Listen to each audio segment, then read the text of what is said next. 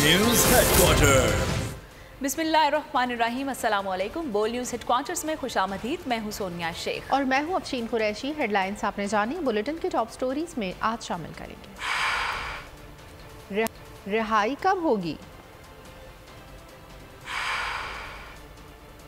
इंसानी स्मगलर्स पर शिकंजा तंग। असेंबली तोड़ने की प्लानिंग। जमानत पर रिहाई ना हो सके। और मिशन मवेशी मंडी तेज।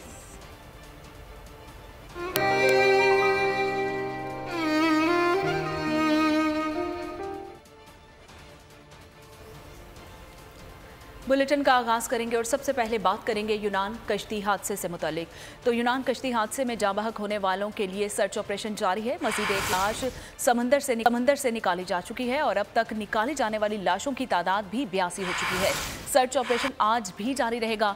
यूनान कोस्ट गार्ड लाशों को तलाश करने में मसरूफ हैं। हादसे को 6 दिन गुजर गए हैं, जिसके बाद लापता मुसाफिरों के जिंदा बचने की उम्मीदें दम तोड़ने लगी हैं।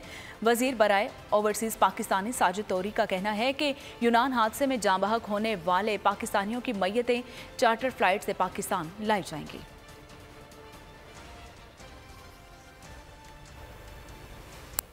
एथेंस हादसे में बच जाने वाले गिरफ्तार 2 पाकिस्तानियों को आज रिहा किया जाएगा। गुजरावाला के मोहम्मद हमजा और जिला शेखुपुरा के मोहम्मद सनी जट शामिल हैं।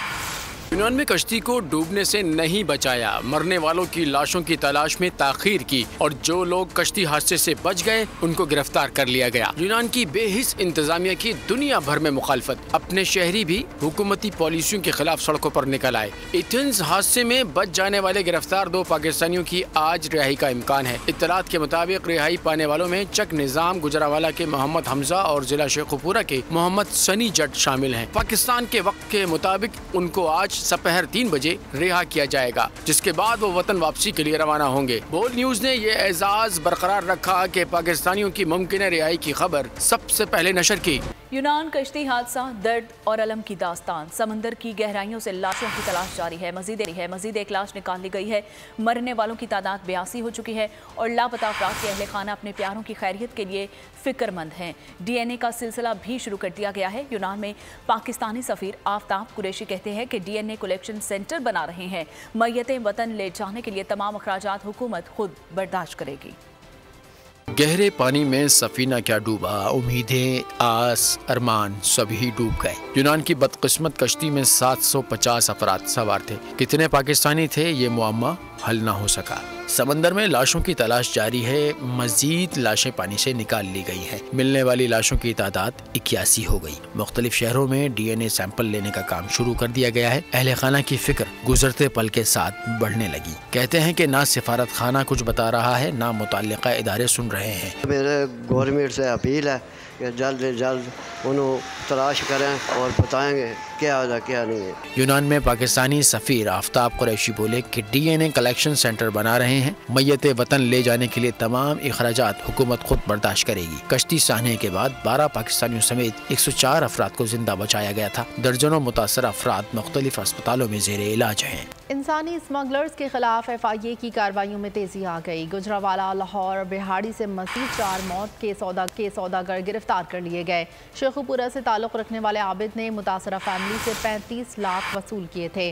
पुलिस ने अहम दस्तावेजात, मोबाइल डाटा समेत दीगर शवाहिद कब्जे में ले लिए। मीरपुर रीजन से भी 10 मुलजमान पकड़े गए। गैर मुल्की एजेंट्स के खिलाफ कार्रवाई के लिए इंटरपोल से राब्ते का फैसला कर लिया गया। सिंध बलूचिस्तान में भी बड़े एक्शन का प्लान फाइनल हो गया। कराची, हैदराबाद, कोयटा जोन के डायरेक्टर्स को कमेटियां बनाने की हिदायत। कमेटियां हफ्तावार रिपोर्ट पेश करेंगी।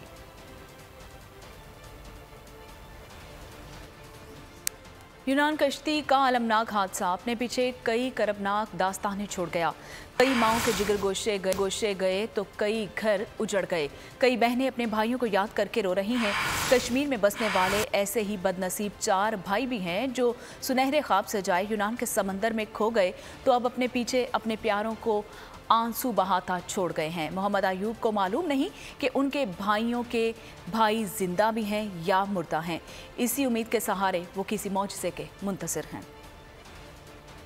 ख्वाब, अच्छे हालात, जिंदगी बदलने का सपना, सब यूनान के गहरे समंदर की नजर हो गया। यह है कश्मीर के जिला कोटली का कस्बा बंडली ऐसे बदनसीब खानदानों की जगह बन गया जहां से 20 अफराद यूनान की कश्ती हादसे का शिकार हुए। इनमें मोहम्मद अयूब और अरीबा के 4 भाई भी शामिल हैं। मोहम्मद अयूब कहते हैं कि पता तो चले कि वो जिंदा है या नहीं। मोहम्मद अयूब ने बताया कि हालात इतने ज्यादा खराब हो गए थे कि इनसे तंग आकर उनके भाई मोहम्मद यासिर ने यूरोप जाने का फैसला किया था। उनकी छोटी बहन अरीबा को अब तक यकीन नहीं आ रहा कि उनके भाई शायद अब कभी वापस नहीं आ सकेंगे।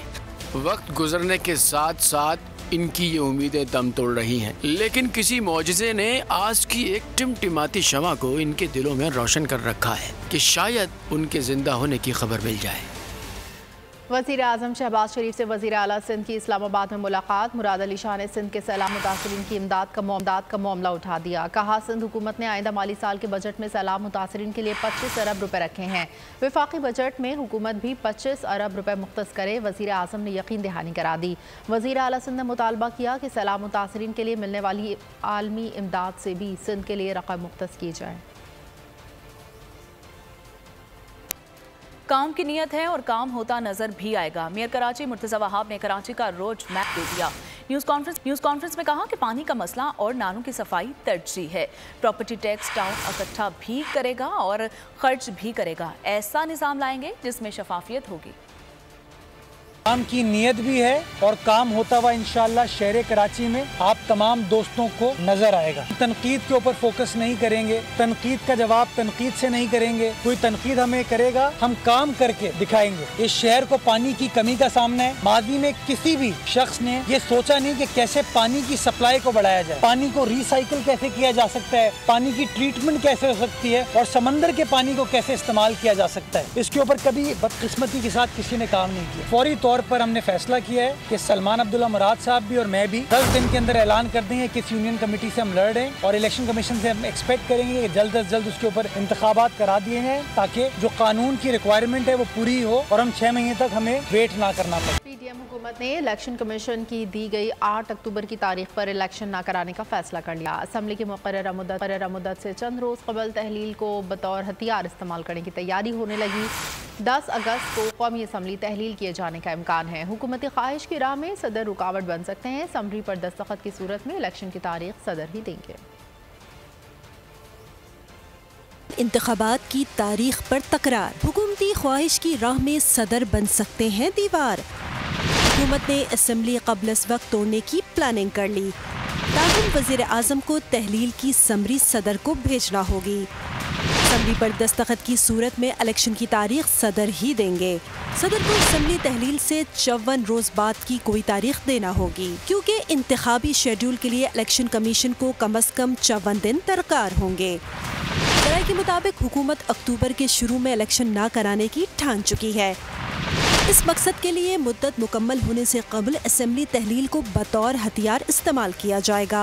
असेंबली मुद्दत मुकम्मल होने पर 60 रोज में इलेक्शन कराना ज़रूरी है। कबल अज़ वक्त तहलील पर इंतखाबात के लिए 90 रोज मिल जाएंगे। राय का कहना है कि हुकूमत 10 अगस्त तक असेंबली तहलील कर देगी। इलेक्शन कमीशन सुप्रीम कोर्ट में 8 अक्टूबर की तारीख दे चुका है। असेंबली मुद्दत से चंद दिन कबल टूटने से इस तारीख पर इलेक्शन कराना ज़रूरी नहीं रहेगा। बिलावल भुट्टो ने नबील कबूल से मिलने से इनकार किया है या नहीं, वायरल वीडियो से मुताल्लिक नबील कबूल का वजाहती बयान सामने आ गया। वीडियो में देखा जा सकता है कि मेयर कराची की तकरीब के दौरान नबील बिलावल भुट्टो से मिलने की कोशिश कर रहे हैं, लेकिन बिलावल मिलने से इज्तनाब कर रहे हैं। नबील कबूल ने कहा कि बिलावल भुट्टो ने मिलने से इनकार नहीं किया। बिलावल को बताया कि लियारी में 16 घंटे की लोड शेडिंग हो रही है। बिलावल भुट्टो ने कहा कि मुझे लियारी के अवाम के लिए दर्द है। फुल वीडियो में आप देख सकते हैं। कल मेयर और डिप्टी मेयर की हलबर्दारी की तकरीब में चेयरमैन बिलावल भुट्टो जरदारी साहब से मैं मिला और उन्होंने बहुत खुशगवार मूड में मुझसे बात की। मैंने उनको लियारी के 16 घंटे जो लोड शेडिंग के हवाले से मैंने कहा कि चेयरमैन साहब आप पर्सनल इंटरेस्ट लें इसमें, और उन्होंने कहा कि मैं बिल्कुल पर्सनल इंटरेस्ट लूंगा। मुझे एहसास है लियारी के अवाम के लिए मुझे दर्द है। आपने इशारा देखा होगा, अगर फुल वीडियो किसी ने लगाया तो उसमें चेयरमैन साहब ने मुझे जिस तरह एक लाइटर तरीके से एक पप्पी देके कहा कि सारी बातें यहाँ नहीं होंगी, बाद में तुमसे मैं मिलूंगा और सारी बातें फिर करते हैं। ये सारी बात हुई और फिर सोशल मीडिया में चल गया कि नबील गबोल की बेइज्जती की गई, चेयरमैन बिलावल ने जो है नबील गबोल को धक्का दे दिया। तो मैं ये क्लेरिफाई करना चाह रहा हूं कि ऐसी कोई बात नहीं। और हाँ, अगर लियारी के अवाम के बिजली के लिए अगर मैं बात करूं और अगर मेरी फिर भी अगर लोग समझते मेरी बेइज्जती हुई है तो ये बेइज्जती भी कबूल है। तहरीक इंसाफ के रहनुमा हमाद अजहर ने अपनी फैक्ट्री को दोबारा सील किए जाने का दावा किया है। ट्विटर बयान में हमाद अजहर ने बताया कि आज दोबारा मेरी फैक्ट्री को सील कर दिया गया है। अदालत का इस अमल को रोकने के हुक्म भी हुकाम को दिखाया गया, पर उन्होंने कहा कि हमें कोई परवाह नहीं, ऊपर से हुक्म है। हमाद अजहर ने सवाल उठाया कि क्या ये चाहते हैं कि PDM की क़यादत की तरह हर सियासतदान अपना कारोबार बाहर मुंतकिल करे।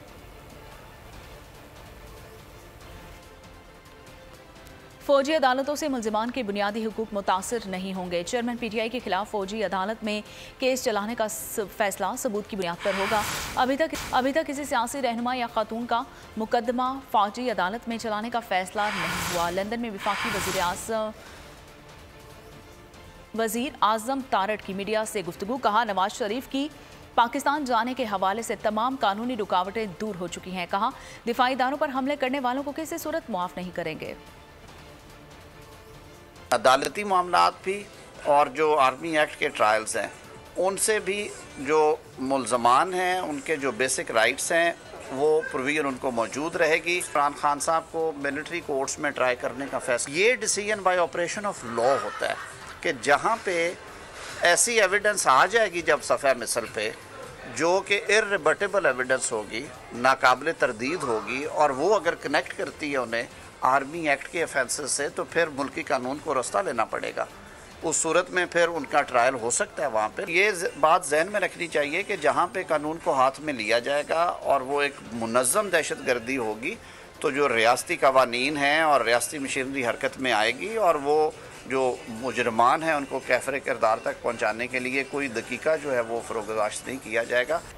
IMF की शराइत पूरी करने के बावजूद मुआहदे में गैर मामूली ताख़ीर हो रही है। वज़ीर आज़म शहबाज शरीफ का बेबसी का इजहार। इस्लामाबाद में चश्मा 5 न्यूक्लियर की तामीर के मुफाहमती यादाश्त पर दस्तखत की तकरीब से खिताब। कहा इसके बावजूद चीन एक बार फिर हमारे रेस्क्यू के लिए सामने आया है और इसने हालिया हफ्तों महीनों में पाकिस्तान की बेमिसाल माली मदद की। सऊदी अरब और कतर ताहाल पाकिस्तान की मदद कर रहे हैं। एक चीन की $30 अरब की यहाँ पर सरमायाकारी हुई, उसको बजाय शुक्रिया अदा करने के चीन के ऊपर बदतरीन घटिया बेबुनियाद इल्ज़ामात लगाए गए। चीन पाकिस्तान का वो दोस्त है जो कभी बुरे वक्त में न कभी उसने पाकिस्तान को छोड़ा न कभी छोड़ेगा इंशाअल्लाह। सऊदी अरेबिया भी इसी तरह पाकिस्तान का बेहतरीन इस्लामिक बरादर दोस्त है, मुल्क है। उसने हमेशा पाकिस्तान की किसी शर्त के बगैर बिला मशरूत मदद की, जिस तरह चीन पाकिस्तान की मदद करता है। कतर है पाकिस्तान का बरादर। वज़ीर ख़जाना इसहाक डार के सारे दावे रेत की दीवार। IMF को मनाने में नाकाम, परेशानी मजीद बढ़ गई। मदद के लिए बरतानिया के आगे हाथ फैला दिए। बरतानवी वज़ीर मुमलिकत बराए खारजा एंड्रयू मिचेल बरतानवी और सफ़ीर से वर्चुअल मुलाकात में IMF से मुआहदे पर मदद मांग ली। IMF को कैसे मनाएं, सारी शराइत मानने के बाद भी इनकार। डार नाकाम दर नाकाम, बरतानिया से मदद की पुकार। IMF के इनकार के बाद कर्ज प्रोग्राम की बहाली के लिए वजीर खजाना इसहाक डार एक बार फिर मुतहरिक हो गए। बरतानवी सफीर से वर्चुअल मुलाकात की। बरतानवी सफीर को मौजूदा मुआशी सूरत हाल से आगाह किया। वजीर खजाना ने बरतानवी सफीर को IMF से तअत्तुल का शिकार मुआहदे के बारे में आगाह किया। बरतानवी सफीर को IMF से मुआहदा करने में मदद की दरख्वास्त की। बरतानवी सफीर की वजीर खजाना को IMF से मुआहदे के लिए ताउन की यकीन दहानी। बरतानवी सफीर ने कहा कि वो IMF से प्रोग्राम बहाली के लिए बातचीत करेंगे। शाहिद खाकान अब्बासी ने वाज़ेह कर दिया कि इसी साल अक्टूबर नवंबर में इलेक्शन होना कानून के मुताबिक ज़रूरी है। री इमेजिनिंग पाकिस्तान एक मुज़ाकरात का प्लेटफॉर्म है, हर एक को मुज़ाकरात में शामिल होना चाहिए। मुल्क को आगे लेकर जाना है, सबको मिलकर बैठकर सोचना होगा। एक बयान में उन्होंने कहा कि जनवरी में इस्तीफ़ा दे दिया था, मैं पार्टी का ओहदेदार नहीं हूँ, पार्टी से इख्तलाफात नहीं और ना ही कोई नई पार्टी बनाने का इंदिया दिया है। एक प्लेटफॉर्म है रीइमेजिनिंग पाकिस्तान, हर एक को डायलॉग में शामिल होना चाहिए। ये मुल्क का डायलॉग है, ये कोई ज़ात का डायलॉग नहीं है, उर्दू का डायलॉग नहीं है। हर एक को इस काम में कि मुल्क हमने कैसे आगे लेकर जाना है, शामिल होने की जरूरत है। मैं पार्टी का अहदेदार नहीं हूँ, गरीब इस्तीफा दे दिया था, मैं पार्टी का अहदेदार नहीं जिम्मेदारियाँ दे रही है, इस तरफ बात नहीं है। सर आपने नई पार्टी बनाने का दिया नए आइडियाज मैंने कोई पार्टी का कभी आइडिया नहीं दिया। अगला इलेक्शन शेर के निशान पर लड़ेंगे, किसी सियासी जमात से इंतखाबी इत्तेहाद या सीट एडजस्टमेंट नहीं करेंगे। मुस्लिम लीग काफ से इत्तेहाद हो सकता है। मुस्लिम लीग नून आबिद शेर अली के बोल न्यूज़ के प्रोग्राम में खुसूसी बातचीत। आबिद शेर अली ने बिलावल भुट्टो के मुल्क भर में इंतखाबात जीतने के बयान को गैर संजीदा करार दे दिया। अभी हमारा कोई अलाइंस नहीं है किसी भी पॉलिटिकल पार्टी से, कोई सीट एडजस्टमेंट का कोई अभी प्लान नहीं हमारा। हम इंशाअल्लाह ताला मुस्लिम लीग नून की छतरी के नीचे इलेक्शन लड़ेंगे। रावल साहब एक बड़ी पार्टी के सरबराह हैं, तो सरबराह को जुम्मेदाराना बयान देने दी और मुस्लिम लीग नून की तरफ से भी इस तरह की जो बयानबाजी है उससे भी इज्तनाब करना चाहिए। पब्लिक करके लीडरशिप को निशाना बनाना और ये गैर जुम्मेदाराना बयान देना, मेरा ख्याल है कि इससे इज्तनाब करना चाहिए। बड़ी इमेच्योर सी स्टेटमेंट्स हैं, ये मुल्क के हालात नहीं है कि आपस में इस तरह की स्टेटमेंटें देना या आपस में इख्तिलाफात रखना। एंटी करप्शन स्पेशल कोर्ट से साबिक वजीर आला पंजाब चौधरी परवेज इलाही की जमानत पर रिहाई न हो सकी। रिहाई के बाद परवेज इलाही को दोबारा गिरफ्तार करने के लिए आने वाली पुलिस जेल के बाहर से वापस रवाना। FIA टीम भी वापस रवाना हो गई। जेल हुकाम को रूपकार मौसूल न होने के बायस परवेज इलाही की रिहाई मुमकिन न हो सकी।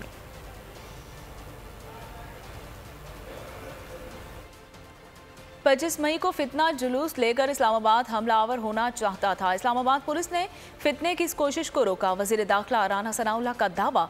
इस्लामाबाद में तकरीब से खिताब में कहा कि उनके 4 से 5,000 दस्ते ने डी चौक पर रात को कब्जा कर लिया था। उनका प्लान था कि रेड जोन में दाखिल होकर चढ़ दौड़ेंगे। PTI चेयरमैन को भी निशाने पर रख लिया। कहा 9 मई का प्लान करते हुए उन लोगों के जहनों में 2014 था। धरने में बिल जलाए गए थे। सिविल नाफरमानी 2014 से उनके जहन में थी। 25 मई को फितना जो है वो एक बहुत बड़ा जुलूस लेके वो इस्लामाबाद पे हमला आवर होना चाहता था। इन जवानों ने जो है वो बड़ी बहादुरी के साथ उस फितने की इस कोशिश को जो है वो रोका और रात को जो उनका हरावल दस्ता जो कोई तकरीबन 4-5 हजार लोगों पे मुहित था वो टी चौक में आके जो है उन्होंने कब्जा कर लिया था। रेड जोन में दाखिल होंगे, चढ़ दौड़ेंगे। ये 9 मई को जो उन्होंने किया ये मामला उनके जहनों में जो है वो पहले से था। 2014 में भी इस फितने ने बिल जलाए। ये सिविल नाफरमानी जो है इस फितने के ज़हन में 2014 से थी। मोहतरमा बेनज़ीर भुट्टो की 70वीं सालगिरह की खुशी। लाहौर में जयालों के रक्स केक काटे गए। पीपल्स पार्टी पार्लियामेंटेरियंस के सदर आसिफ अली जरदारी का शहीद मोहतरमा बेनज़ीर भुट्टो की सालगिरह के मौके पर कौम के नाम पैगाम। कहा पाकिस्तान पीपल्स पार्टी अवाम को गुर्बत, मुफलिसी और मुआशी बदहाली से ज़रूर निजात दिलवाएगी। मुल्क भर में खुसूसी तक़रीबात मुनक़्क़िद की जाएंगी। मुल्क भर की तरह कराची में भी बेनज़ीर भुट्टो की सालगिरह के मौके पर आतिशबाजी और केक काट कर तकरीबात का आगाज़ किया गया। जौहर मोड़ पर मुनाकिदा तकरीब में पीपल्स पार्टी के रहनुमा और कारकुनान की बड़ी तादाद मौजूद थी। डिप्टी मेयर कराची सुलेमान अब्दुल्ला मुर्राद ने 70 पाउंड का केक काटा। इस मौके पर उन्होंने क्या कहा, आप भी जानिए। यहाँ आपको बताएं कि चेयरमैन तहरीक इंसाफ की तोशाखाना ट्रायल के खिलाफ 4 दरख्वास्तों पर समाअत आज फिर होगी। इलेक्शन कमीशन ने तौहीन इलेक्शन कमीशन केस में PTI के एतराज़ात मुस्तरद कर दिए। चेयरमैन PTI असद उमर और फवाह चौधरी पर फर्द जुर्म आयद करने का फैसला कर लिया। चेयरमैन PTI ने बलूचिस्तान में वकील के कत्ल केस में नामजदगी के खिलाफ दरख्वास्त जल्द समाअत के लिए मुकर्रर करने की मुतफर्रिक दरख्वास्त दायर कर दी।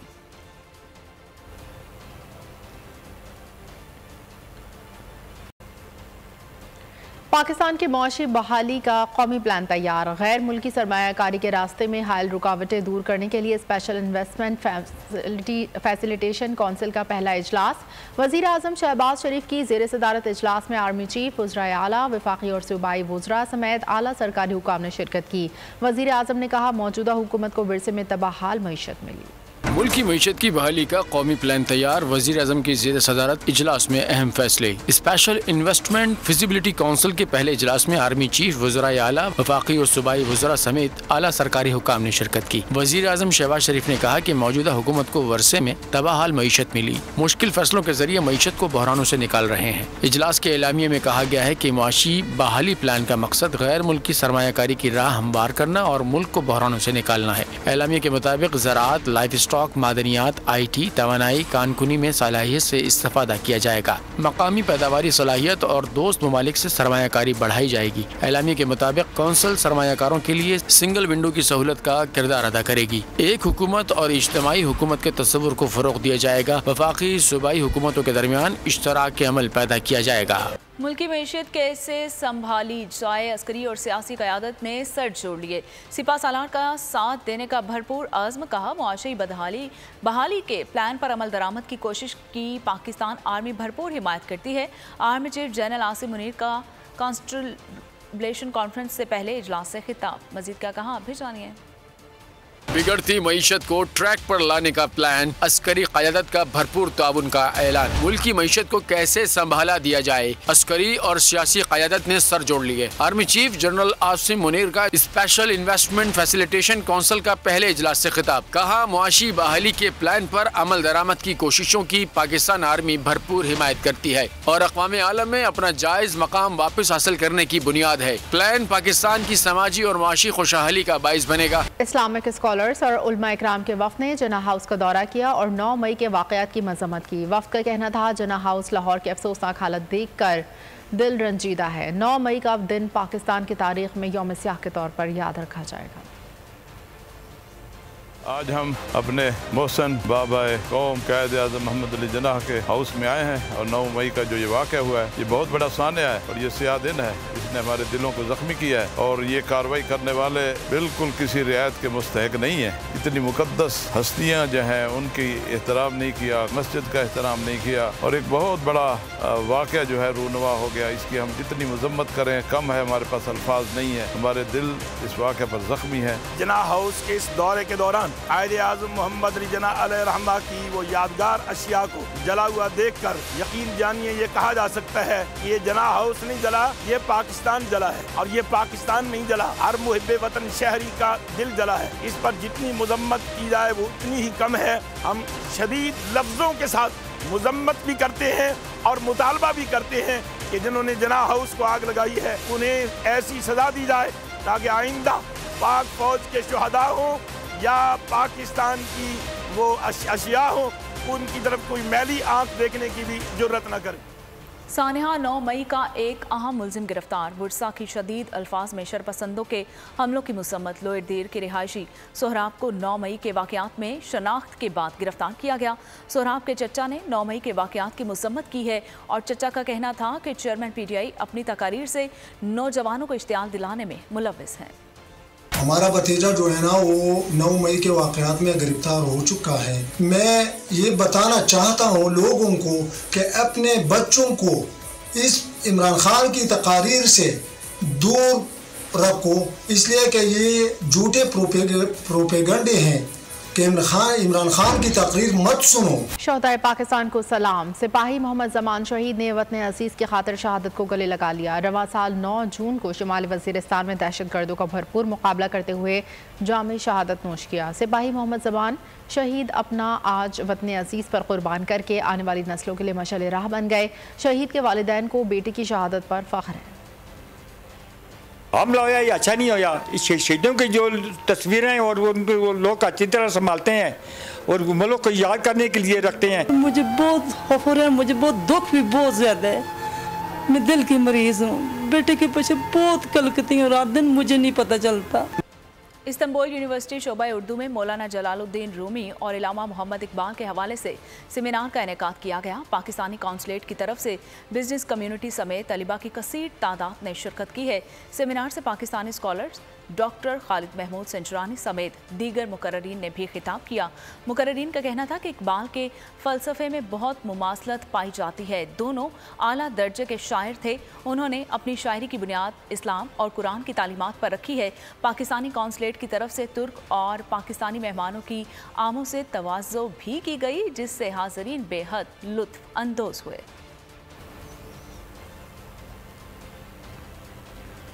पाकिस्तान में आज़रबाईजान के सफ़ीर खिज़र फरहाद ने कहा है कि उन्हें 1991 में आज़ादी के बाद आज़रबाईजान की फ़ौज की जिद्दत का अमल शुरू हुआ। वज़ीर आज़म शहबाज शरीफ के हालिया दौरे आज़रबाईजान में बहुत से शोबों में ताउन को फ़रोग़ मिला है।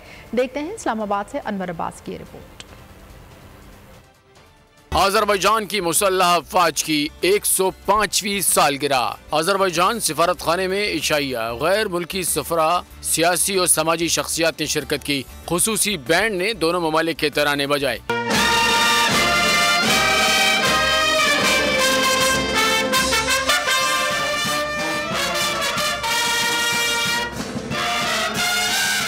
तकरीब के मेहमान खुसूसी deputy chief of air staff air marshal Irfan Ahmed थे। अपने खिताब में अज़रबैजान के सफीर खिज़र फरहादोव ने कहा कि पाकिस्तान और अज़रबैजान में बाहमी सतह पर ताउन को फरोग मिला है। Today we can see the Azerbaijan and Pakistan bilateral relations at the high level in all fields. I want to especially highlight the recent visit of the Prime Minister of Pakistan to Azerbaijan, which will be always remembered as a very successful visit. Azerbaijan सिफारत खाने के दिफाई attaché colonel मेहमान नौरोज ने कहा कि Azerbaijan और पाकिस्तान में दिफाई ताउन मजीद गहरा हुआ है। Azerbaijan and Pakistan enjoy strategic partnership relations which also cover the cooperation in the field of defense and security. The Azerbaijan-Pakistan military cooperation has been built on the foundations of brotherhood, shared values and common objectives. इस मौके पर खुसूसी तौर पर तैयार करदा cake भी काटा गया। और चेयरमैन कैब खालिद आराई की DG enforcement PTA brigadier Shoaib और डायरेक्टर शफीक से इस्लामाबाद में अहम मुलाकात हुई। इस मौके पर चेयरमैन कैब Khalid Arai local internet area operators के खिलाफ क्रैक डाउन बंद करने का मुतालबा किया। नए लाइसेंस के इजरा के लिए PTA कमेटी और कैब की जानिब से मुख्तलिफ सिफारिशात भी पेश की गई। नए लाइसेंस के इजरा के लिए मराहत के हवाले से भी आगाह किया गया। डेटा सर्विस प्रोवाइडर्स पर आयद 40% टैक्स ख़त्म करने का भी मुतालबा किया गया।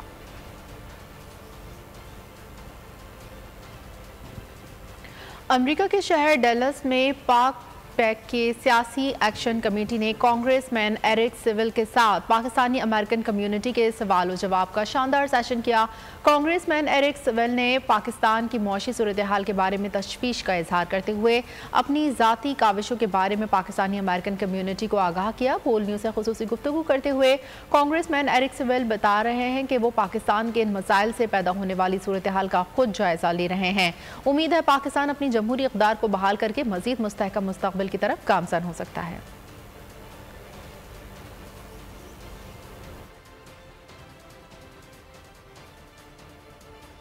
उधर जद्दा में शेख अब्दुर्रहमान अल सुदैस की ज़ेर सदारत ग्रैंड हज सिम्पोजियम का इफ्तिताही इजलास हुआ, जिसमें हज इंतजामात से मुतल्लिका इदारों के सरबराहान और नुमाइंदों ने शिरकत की है। वज़ीर मजहबी उमूर सैनेटर मोहम्मद तलहा महमूद समेत मुतअद्दिद ममालिक के वुज़रा और मंदूबीन भी इजलास में शरीक हुए। पाकिस्तानी वफ़द में सैनेटर मोहम्मद तलहा महमूद और DG हज अब्दुल वहाब सुमरू शामिल हैं। इजलास में आज़मीन हज के लिए आसान और महफूज हज की अदायगी पर तफसीली ब्रीफिंग भी दी गई। आगे बढ़ते हैं, आपको बताएं पेशावर के इलाके वजीर बाग में बबलू, खरगोश और राजा की धूम मच गई। ये तीनों कौन हैं, कहां से आए हैं, क्या खाते पीते हैं, जानते हैं पेशावर से नवाब शेर की इस रिपोर्ट में। ऊंचा कद, लंबे तड़ंगे, खूबसूरत चाल और भूरी गोरी रंगत। पेशावर के इलाके वजीर बाग में बरहमन बबलू, साहिवाल के खरगोश और कंधारी राजा के चर्चे। तीनों की दिलकशी की धाक, चाल ढाल भी लाजवाब। बबलू जो 2 साल पहले हमारे घर में आया है, ये तकरीबन 1 महीने की मेहनत की बात आया है। ब्राह्मण नस्ल का है। मेरे पीछे गालिबन आपको नज़र आ रहा होगा ये हमारा दूसरा जिसको हमने खरगोश नाम दिया हुआ है, ये पाकिस्तानी नस्ल है, साहिवाल नस्ल है। असल में इसका कद छोटा होता है लेकिन ये होता बहुत मीठा है। खूबसूरत और जाज़िब नज़र जानवरों के नाज नखरे सबसे वखरे। इसका नाम बबलू है और इसका वजन जिंदा 40 मन है।